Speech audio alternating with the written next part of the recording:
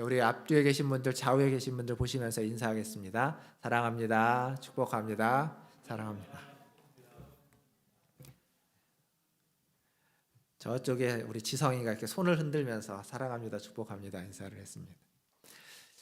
지난 5주 동안, 그러니까 4주 동안 일상의 절기, 어린이주일, 어버이주일, 그리고 스승의 주일, 그리고 지난주에 성령 강림주일까지 해서 말씀을 나눴습니다. 그리고 5주 만에 로마서 말씀을 다시 이어서 하고 있습니다. 생각해 보면 로마서 말씀을 했던 게 굉장히 벌써 오래 전처럼 느껴집니다. 그래서 기억이 좀 가물가물 하실 텐데, 저희가 지금 로마서의 8장 말씀을 계속 나눠서 보고 있습니다.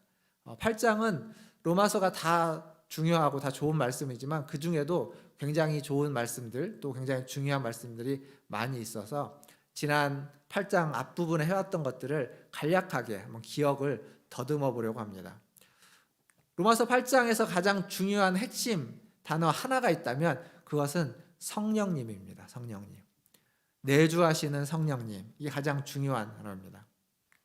이 내주하시는 성령님이 말해주는 건 뭐냐면, 하나님이 우리를 홀로 내버려 두지 않고 그냥 우리를 나몰라라 하지 않고 우리와 함께 해주신다는 것. 하나님이 그 우리와 함께하는 보증으로서 성령님을 우리 안에 내주시켜 주셨다는 것. 그게 바로 이 내주하시는 성령님이 가지고 있는 의미입니다. 근데 성령님이 우리 안에 내주에 계시다고 해서 우리의 모든 삶이 이 로마서의 표현대로 영의 일, 신령한 일, 거룩한 일만 하는 것은 아닙니다. 여전히 우리는 육의 일, 이 세상의 일, 어떤 육신의 일을 하고 있습니다. 그러니까 영의 일도 하고 육신의 일도 하고 있습니다. 성령님이 우리 안에 내주에 계시지만 우리는 여전히 그 두 가지 일을 다 하고 있습니다.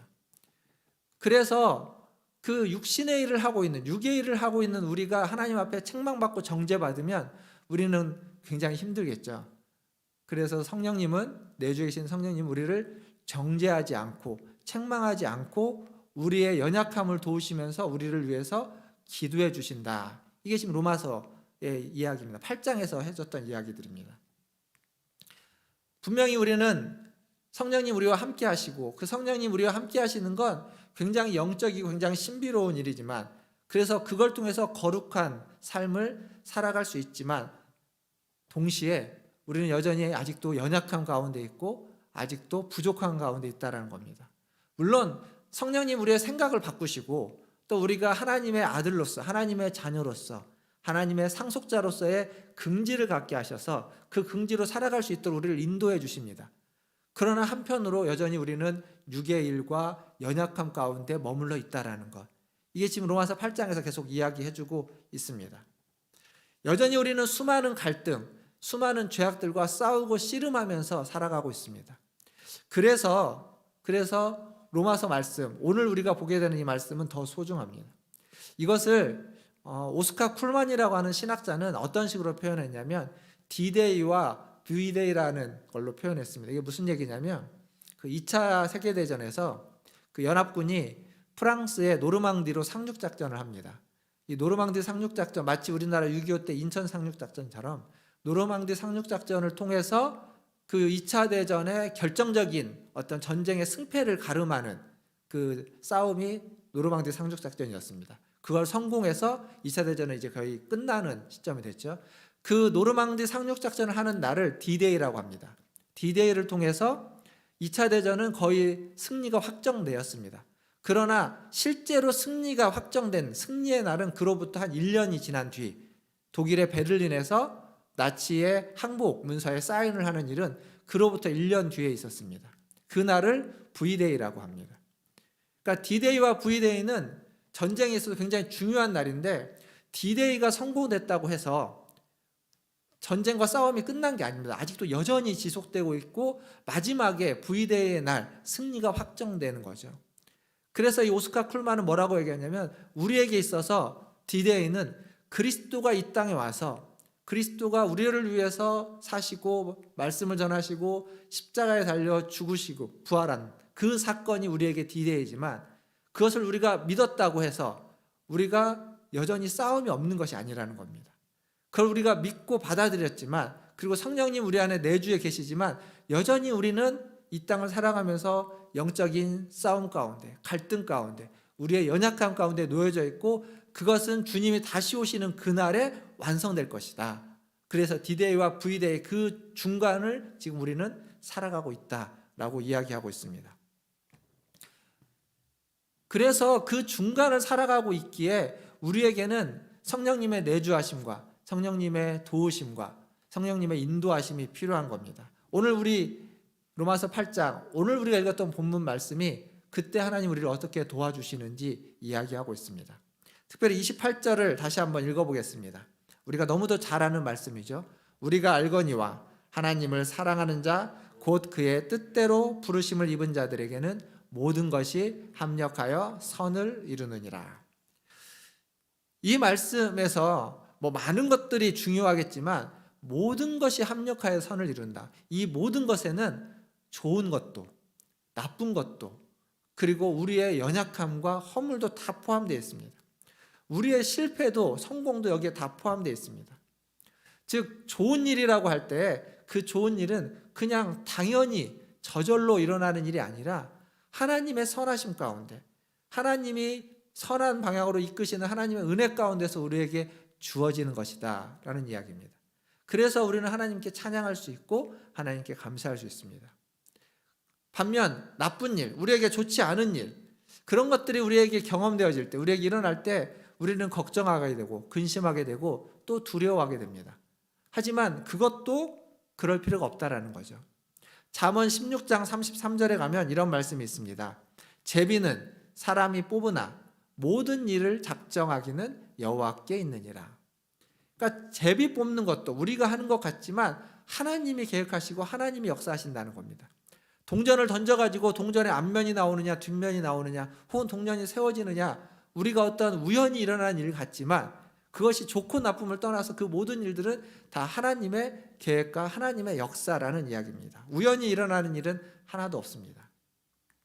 그래서 우리 찬송가에 보면 찬송가에 작곡자, 작사자가 있는데 18세기에 찬송가의 여러 곡을 작사했던 존 뉴턴이라는 작사가가 있습니다. 그 작사가는 뭐라고 말했냐면 이렇게 얘기했습니다. 그분이 허락하시는 것은 하나님이 허락하시는 것은 무엇이든지 우리에게 필요한 것이고 하나님이 그분이 만류하시는 것은 그 어떠한 것도 다 불필요한 것이다. 그러니까 우리에게 일어나는 우리에게 경험되어지는 것은 그것이 내게 좋은 일이든 혹은 내게 나쁘고 내가 두려워하는 일이든 그 어떤 것이든지 우리에게 다 필요한 것이고 좋은 것이고 하나님 우리에게 일어나지 않게 막으시는 것은 그것이 어떠한 것이든지 다 우리에게 불필요한 것, 의미 없는 일이다 라고 뉴턴은 이야기했습니다. 그러니까 내가 보기에는 좋은 일도 있고 나쁜 일도 있습니다. 내가 보기에는 싫은 것이고 이것은 없었으면 좋겠다라고 하는 그러한 일이 실제로는 우리를 다듬고 우리를 새롭게 하고 어쩌면 우리에게 꼭 필요한 일이라는 사실입니다. 근데 그것을 우리가 못 받아들이는 거죠. 그걸 우리가 수납하지 못하는 겁니다.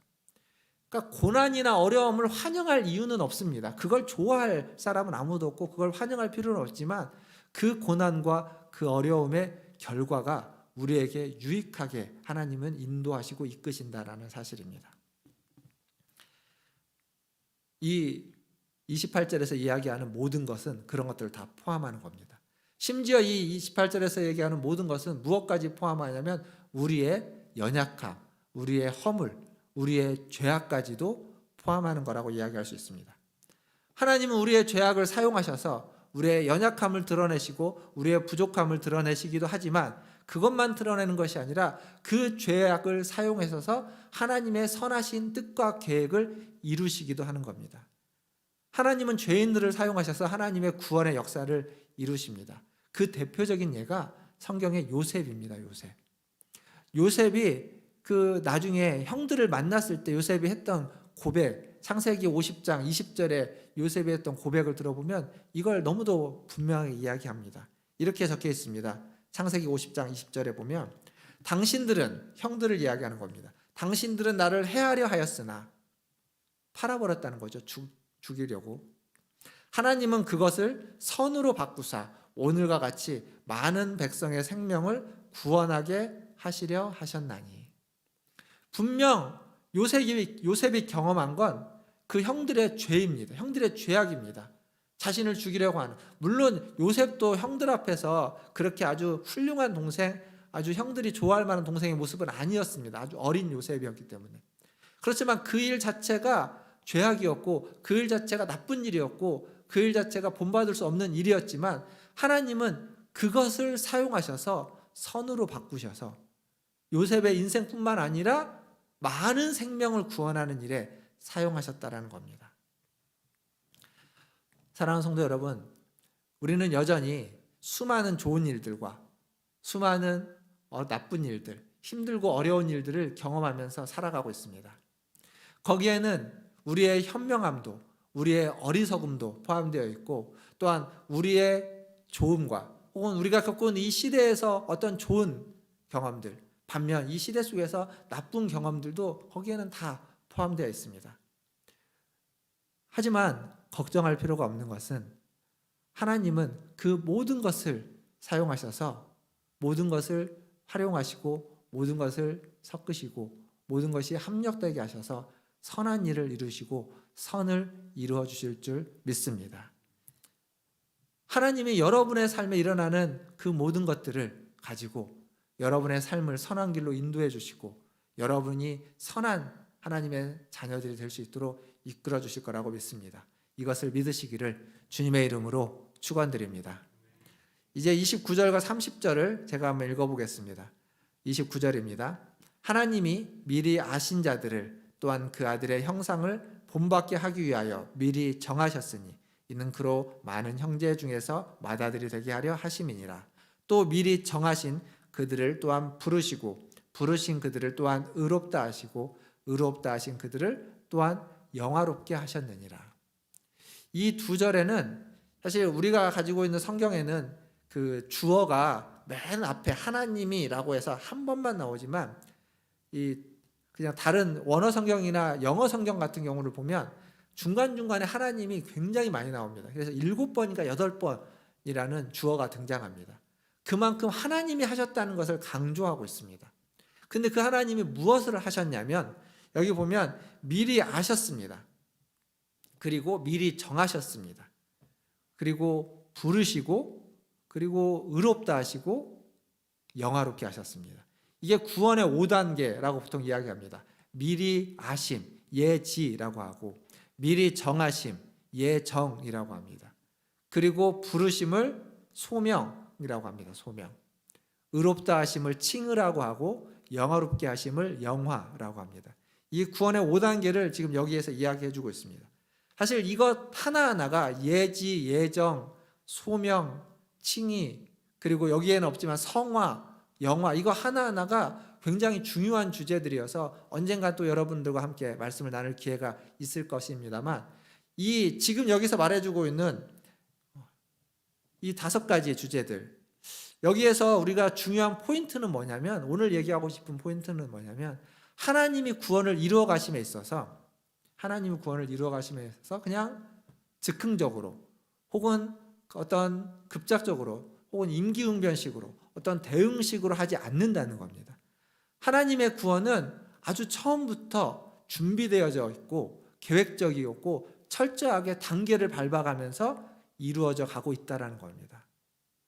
그러니까 갑작스럽게 구원을 생각하지 못하고 있다가 인간이 죄를 지으니까, 인간이 지금 타락하니까 갑자기 구원해야 되겠다, 어떻게 하지? 이렇게 해야 되겠다 라고 해서 시작된 것이 아니라 아주 처음부터 태초부터 하나님이 계획하셨고 하나님의 선하신 뜻 가운데서 준비되어져 왔다라는 거죠. 그게 바로 지금 여기서 이야기하고 있는 겁니다. 그 일을 하나님이 아주 의도하시고 주도적으로 하신다는 겁니다. 이렇게 철저하게 계획 속에서 주도권을 가지고 구원을 이끄시는 하나님이시기에 28절 말씀처럼 하나님의 구원의 부르심을 받은 자, 그래서 하나님을 사랑하는 자, 그러한 자들에게 일어나는 모든 일들이 다 합력하여 선을 이룬다는 건 어쩌면 당연한 진리일 겁니다. 하나님의 계획 속에 있기 때문에 그렇습니다. 결국 하나님이 이루어주시는 선이라는 건, 28절에서 이야기하는 그 선이라는 건 궁극적으로 칭의와 그리고 성화와 영화를 통한 구원의 완성이라고 이야기할 수 있습니다. 그것은 29절에 보니까 하나님의 아들의 형상을 본받는 것, 하나님의 아들이신 그리스도를 닮는 것, 그것이 바로 우리에게 이루어지는 궁극적인 선이라고 이야기할 수 있습니다. 그 그리스도를 닮는 데 있어서, 예수님을 닮는 데 있어서 좋은 일도 나쁜 일도 선한 일도 악한 일도 다 필요한 거죠. 다 유의미한 것이 되는 겁니다. 어느 것 하나 버릴 일이 없다라는 이야기입니다. 사랑하는 성도 여러분, 여러분은 그리스도를 얼마나 닮으셨습니까? 골로새서 3장에 보면 그리스도를 닮지 않은 사람의 어떤 드러나는 모습들과 그리스도를 닮은 사람의 모습들이 등장합니다. 나는 그리스도를 얼마나 닮았을까? 한번 생각해 보십시오. 우리 안에 분함과 노여움, 그리고 악의와 비방, 부끄러운 말과 수군대는 말이 있습니까? 반대로 우리 안에 긍휼과 자비, 겸손과 오래 참음, 그리고 서로 용납하고 피차 용서하는 것이 있습니까? 무엇이 있을 때 그리스도를 닮아가는 것일까요? 답이 필요 없을 겁니다. 우리는 너무도 잘 알고 있기 때문에. 하나님 우리에게 원하시는 것은 바로 이렇게 그리스도를, 예수를 닮아가는 것입니다. 예수님처럼 사랑스럽고, 그리고 귀엽고, 그리고 선하고, 의롭고, 지혜롭고, 관대하고, 자비가 많은 것, 그게 바로 우리가 닮아가야만 하는 예수님의 모습입니다. 오늘 이 예배 가운데 참여하신 우리 문화천지교회 모든 성도님들이 오늘보다 내일, 이번 주보다 다음 주에, 올해보다 내년에 더 예수님을 닮아가시기를 주님의 이름으로 축원드립니다. 마지막으로 오늘 본문에서 한 가지 더 은혜로운 부분을 살펴보려고 하는데 28절을 보니까 이렇게 말씀이 시작되고 있죠. 우리가 알거니와 라고 시작하고 있습니다. 그런데 바로 그 28절 앞에 26절을 보면 우리는 모른다 라고 이야기하고 있습니다. 우리는 기도할 바를 알지 못한다. 우리는 모른다는 겁니다. 바로 그 앞에 모른다고 얘기를 했는데 바로 그 뒤에 우리는 안다 라고 이야기하고 있습니다.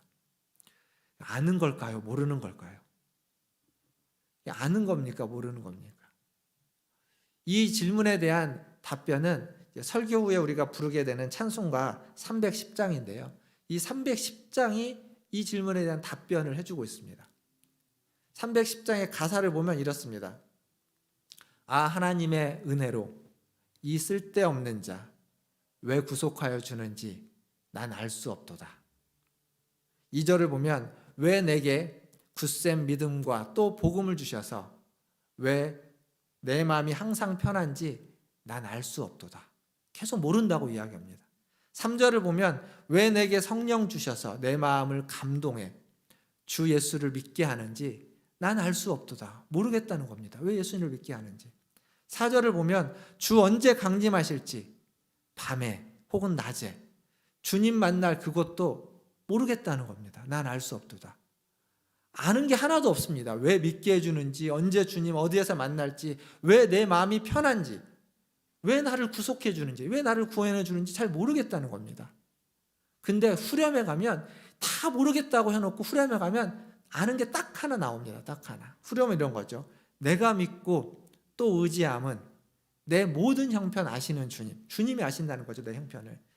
그 주님이 늘 보호해 주시는 것, 나를 늘 보호해 주시는 것, 이것 하나는 내가 확실히 안다 라고 이야기하고 있습니다.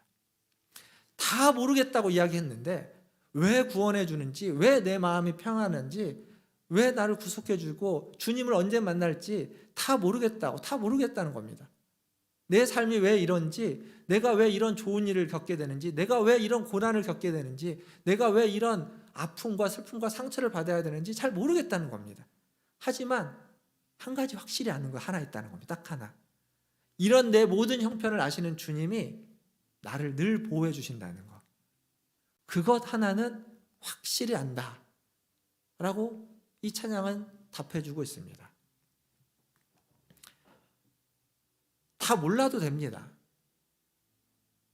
꼭 다 알아야 되는 건 아닙니다. 알면 좋죠. 알아서 나쁠 건 아닐 겁니다. 알면 좋습니다. 그러나 다 몰라도 딱 하나만 알면 됩니다.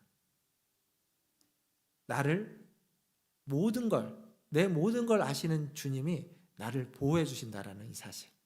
그것 딱 하나만 우리가 알고 있다면, 그 진리만을 붙잡고 있다면, 그렇다면 우리의 삶에서 모든 것이 합력하여 선을 이룬다라는 이 진리를 받아들일 수 있게 되는 겁니다.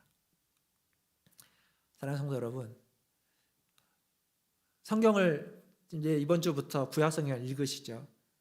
읽다 보면 내용을 아는 부분도 있고 무슨 말인지 잘 모르는 부분도 있습니다. 우리 신약 성경을 통독하는 그 카톡에 이제 다 통독하시고 잠깐 나누셨던 글 중에 보면 어느 집사님이 무슨 말인지 잘 이해는 안 되는데 그냥 읽으셨다고. 모르는 겁니다. 모르고도 있습니다. 그렇게 읽을 수도 있습니다. 알면 더 좋겠지만 몰라도 됩니다. 그러나 분명히 아는 건 그 내가 알고 있는 그 짧은 내용, 그 부분, 그러나 그것이 내게 확실한 하나님의 진리로서 자리 잡게 된다면 그것만으로 충분할 것입니다. 모든 것이 합력하여, 잘 모르는 것조차도 합력해서 선을 이루어 가시는 하나님의 은혜를 거기에서 맛보게 되는 줄 믿습니다. 우리 모두가 그러한 은혜, 딱 하나, 내 모든 것을 아시는 주님이 우리를 지키시고 보호하신다라는, 모든 것이 합력하여 선을 이루어 가신다라는 그 진리를 붙잡고 그 진리를 확실히 알고 살아가시는 저와 여러분 되기를 주님의 이름으로 축원드립니다.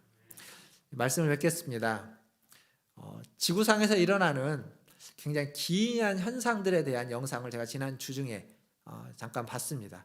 근데 그 영상을 통해 모래폭풍에 대한 이야기가 나옵니다. 이 사진 하나 보여주시겠습니까?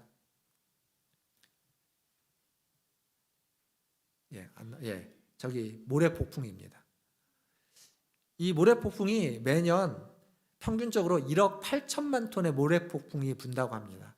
사하라 사막을 비롯해서 수많은 사막에서, 곳곳에 있는 사막에서 모래폭풍이 불어서 우리나라에 오는, 중국에서부터 넘어오는 이 황사도 모래폭풍의 영향입니다. 황사도 한 모래폭풍의 일종인데, 이 모래폭풍이 아프리카나 중동 그리고 중국 내륙에서 시작되죠. 몽골이나 이런 데서 시작이 되는데, 이게 그냥 잠깐 이렇게 모래폭풍이 있는 것이 아니라 뭐 도시를 덮치는 것은 당연하고, 아프리카에서 시작된 모래폭풍이 지중해를 건너서 유럽으로 가기도 하고요, 대서양을 건너서 미국과 아메리카 대륙까지 넘어온다고 합니다. 엄청난 6,000km, 8,000km를 이동해 간다고 합니다, 이 모래폭풍이. 그런데 이 이동해 가면서 모래폭풍이 도시를 덮치면 인간의 건강도 해치고, 그리고 모래폭풍 안에 있는 그 모래 입자들이 전기를 띤 입자들이 있어서, 그래서 이런 전파의 방해를 일으켜주고 심지어는 전력을 이렇게 단선시키는 그러한 경우도 있다고 합니다. 물론 뭐 항공편을 비롯해서 여러 가지 황사가 심하면 여러 가지 안 좋은 일들이 일어나죠. 그런데 제가 그 영상을 보다가 잘 몰랐던 걸 하나 알았습니다. 이 모래폭풍, 이 황사가 안 좋은 것만, 이 황사의 어떤 안 좋은 점만 그동안 생각했는데, 그 모래폭풍이 가져다 주는 놀라운 이점이 있다라는 겁니다. 이로운 점. 그건 뭐냐면, 모래폭풍이 이 대서양을 건너가지고 아메리카로 와서 그 아마존이라고 하는, 아마존은 지구의 그 허파라고 해서 지구의 호흡을 감당하는 곳이라고 하지 않습니까? 아마존에 와가지고 모래폭풍이 이렇게 그 모래가 거기에서 내려앉으면서 아마존의 그 산림에 아주 비옥한 퇴비 역할을, 비료 역할을 한다고 합니다. 그러니까 아마존의 그 산림을 회복시키는데 굉장히 큰 역할을 한다고 합니다. 뿐만 아니라 대서양을 건너오면서 모래폭풍이 이제 바다 위를 건너오면서 바다를 다 햇빛을 가로막는 거죠. 햇빛을 가로막아서 그 바다가 그늘이 생기니까 이 지구 온난화 때문에 해수면의 온도가 계속 올라가는데, 이 모래폭풍으로 인해서 해수면의 온도가 약간이나마 기상이변인데 내려간다고 합니다. 그래서 지구 온난화에도 좋은 영향을 주고, 또 거기에 대서양의 모래들이, 입자들이 가라앉아서 그 해양 생태계에서 가장 중요한 건 이 식물성 플랑크톤입니다. 그게 모든 해양 생물의 기초적인 먹이사슬을 이루는데, 그 식물성 플랑크톤에게 그 철과 인을 비롯한 영양분을 모래폭풍, 이 모래가 공급해 준다는 겁니다. 그래서 해양 생태계가 아주 활발하게 활성화될 수 있도록, 회복될 수 있도록 모래폭풍이 역할을 한다는 거죠. 이러한 일을 어느 누가 할 수 있겠습니까? 어떤 나라가 할 수 있는 일이 아닙니다. 바다를 살리고 아마존에 비료를 공급한다? 이건 누가 개인 한 나라도 할 수 있는 일이 아닙니다. 이건 자연이 만들어내는 놀라운 겁니다. 지구를 회복시키고 자연을 순환시키는데 이 우리가 보기에 그냥 아무렇지도 쓸모없어 보이는 모래폭풍이, 그 나쁜 해로운 모래폭풍이 우리가 할 수 없는 일, 어떤 누구도 인간이 할 수 없는 일을 대신해 주고 있는 겁니다. 그걸 통해서 우리는 이 땅에서 더 나은 환경과 자연이 회복되는 지구에서 살아갈 수 있게 되는 거죠. 이게 지금 28절에서 하나님 말씀이 이야기해 주고 있는 모든 것이 합력해서 선을 이룬다라는 진리가 하나님이 이 자연 만물을 만들어 놓은 이 자연 만물 안에 그대로 녹아져 있고 담겨져 있다라는 겁니다. 하나님이 자연을 만물을 만들 때 그러한 진리를 담아서 만들어냈다라는 겁니다. 창조하셨다는 겁니다. 그렇다면 하나님을 사랑하는 자, 하나님으로부터 부르심을 받고 하나님을 사랑하는 자들에게는 이 진리가 나타나는 건 당연할 겁니다. 모든 만물에게 담겨진 이 진리가 하나님을 사랑하는 자에게 나타나지 않을 리가 없습니다. 하나님을 사랑하는 자에게, 하나님이 부르신 그 사람에게 예외적으로 나타나지 않을 리가 없습니다. 반드시 나타나게 되는 겁니다. 사랑하는 성도 여러분, 지금 내 눈앞에서 일어나고 있는 일들이 실망되는 일이고 상처가 되는 일이 있더라도 낙담하지 마십시오. 절망하지 마십시오. 우리가 확실하게 아는 것 하나, 왜 그 일이 내게 일어나는지, 왜 하필 나한테 그러한 일이 발생하고 왜 내가 그러한 일을 경험하는지 잘 모르겠지만, 하지만 확실하게 아는 것 하나, 하나님을 사랑하는 우리, 하나님의 부르심을 받은 우리에게는 모든 것이 합력하여 선을 이루고 그걸 통해서 하나님이 우리를 인도해 주실 겁니다. 이 진리를 붙잡고 오늘 또 내일 또 한 주도 올해를 살아가시는 저와 여러분 다 되시기를 주님의 이름으로 축원드립니다. 기도하겠습니다. 기도하실 때 말씀을